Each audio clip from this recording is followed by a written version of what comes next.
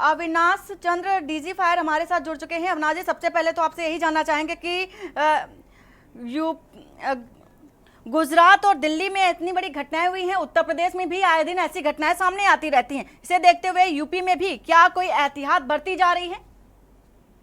इसमें हम लोग पहले से ही अपनी स्कीम चलाते हैं और समय समय पर hospital, hotel, school, colleges, nursing home, mall, ये सब का हम लोग जो है फायर सेफ्टी ऑडिट करते हैं। वहाँ पे ड्रिल करवाते हैं, रिहर्सल करवाते हैं, इवैक्यूएशन ड्रिल करवाते हैं। इसमें मैं बताना चाहूँगा कि ज्यादातर आगों का कारण जो है वो इलेक्ट्रिकल शॉर्ट सर्किट होता है। और अगर हम इलेक्ट्रिकल वायरिंग का ऑडिट करवा लें, तारों को लोड के हिसाब से करेक्ट रेटिंग का तार लगवा लें, एमसीबी लगवा लें, और क्योंकि सारे अप्लायंसेस इलेक्ट्रिसिटी से चलते हैं और ऑपरेशन थिएटर में, आईसीयूज में या एनआईसीयू में, जहाँ पे दिल्ली की जो दुखद घटना हुई है, वहाँ पे ये सारे इक्विपमेंट 24/7 चलते हैं। तो अगर स्टैंड बाई इक्विपमेंट कोई रखें, इलेक्ट्रिकल वायरिंग का ऑडिट करवा लें, तो आग लगेगी नहीं, इस बात की ज्यादा संभावना है।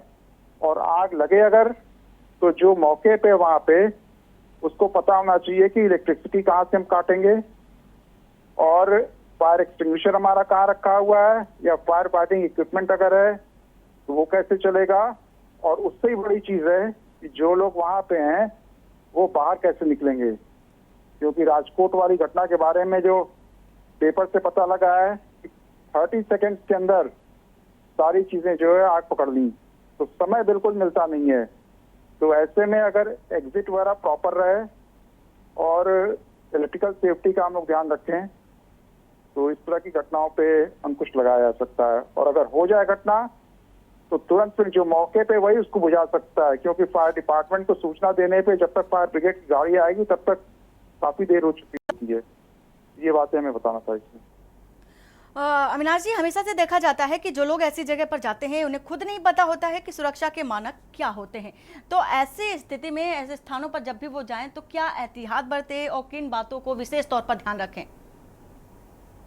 इसमें एग्जिट रूट जो है आइडेंटिफाई करके रखें और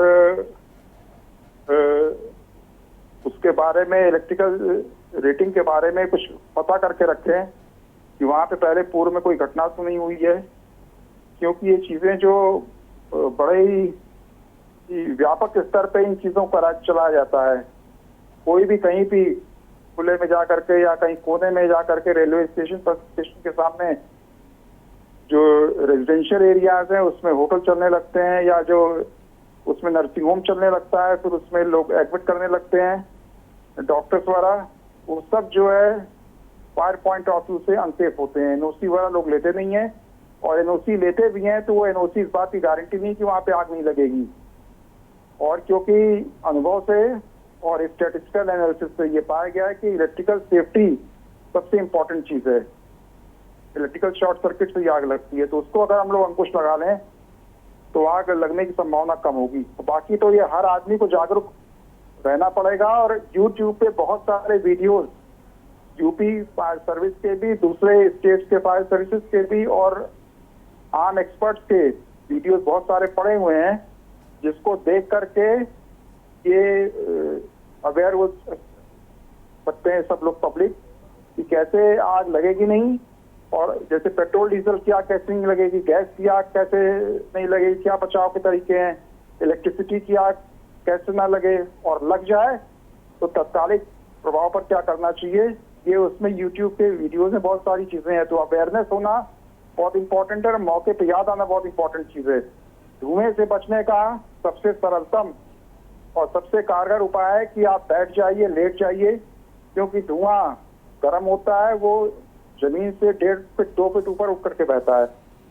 लेकिन अगर आप बेतहाशा भागे, जो कि रिफ्लेक्स एक्शन, नॉर्मल रिस्पॉन्स होता है किसी का धुएं में फंसने पे, तो वो ज्यादा तेजी से धुएं को इनहेल करेगा, उसकी लंग्स चोक हो जाएगी, वो कुछ देर में अनकॉन्शियस हो जाएगा और फिर उसको गंभीर समस्या पैदा हो सकती है। अब ये सिंपल सा उपाय है, अगर उसको पता है किसी व्यक्ति को, और जब अगर इस तरह की परिस्थितियां है तो उसने उसको याद आ गया और उसका इस्तेमाल कर लिया तो शायद उसकी जान बच सकती है। तो अवेयरनेस फैलाने के लिए सोशल मीडिया बहुत कारगर तरीका है जिसका हम लोग इस्तेमाल कर रहे हैं। फायर वॉलंटियर्स का हम लोगों ने बना रखा है, हर ब्लॉक में 100 के हिसाब से पूरे प्रदेश में 830 ब्लॉक हैं, 91,000 फायर वॉलंटियर्स हम लोगों ने बना रखे हैं। तो उनका काम ही है कि लोगों को अवेयरनेस फैलाएं कि पेट्रोल डीजल की आग से कैसे बचें, गैस की आग से कैसे बचें, बिजली की आग से कैसे बचें। ये सारी चीजें इंपॉर्टेंट है। बिल्कुल अविनाश जी, लेकिन एक सवाल जानना चाहेंगे। जिस तरह से आपने कहा कि फायर ब्रिगेड की जो टीम है वो मौके पर पहुंचने में थोड़ा समय लग सकता है, तो ऐसे में जो लोग वहां पर मौजूद हैं वो आग पर काबू पा सकते हैं। अगर इतनी विकराल आग लग जाती है तो कैसे वो स्थानीय लोग या फिर मौजूदा लोग हैं आग पर काबू पा सकें? ऐसा है कि 112 यूपी 112 नंबर पे मोबाइल से डायल करें, कहीं से भी डायल करें, और आग की ग्रेविटी को और सेंसिटिविटी को देखते हुए हम लोग to fail on the safer side आसपास के जितने फायर स्टेशन होते हैं सबसे गाड़ियों को मूव करा देते हैं। और जितना समय, क्योंकि हमारा रिस्पांस टाइम होता है 52 सेकंड का, हमारे फायर ब्रिगेड के फायर कर्मी गाड़ी में बैठ करके 52 सेकंड के अंदर स्टार्ट ले लेते हैं। लेकिन अगर कहीं रेलवे फाटक पड़ गया या कहीं और ट्रैफिक कंजेशन है, रोड ब्लॉकेज है, ऊपर ओवरहेड वायर्स हैं या और कोई व्यवधान है तो उतना समय लगता है। तो उतना समय जो लगता है उसमें जो फायर वॉलंटियर्स हैं या जो मौके पे है वो आग पे काबू पाने का प्रयास करेगा तो जल्दी आग बुझ जाए। फिर वाटर सोर्स का पता करके रखे, क्योंकि गाड़ी जब पहुंचती है तो उसको फिर रिफिल करने के लिए वाटर सोर्स की जरूरत पड़ती है। तो कहाँ पे ट्यूबवेल है, कहाँ पे वाटर रिजर्वायर है, ये पता करके रखेंगे तो फिर फायर फाइटिंग में ज्यादा मदद मिलती है। जी बिल्कुल बिल्कुल अविनाश जी, पूरी जानकारी साझा करने के लिए के न्यूज़ को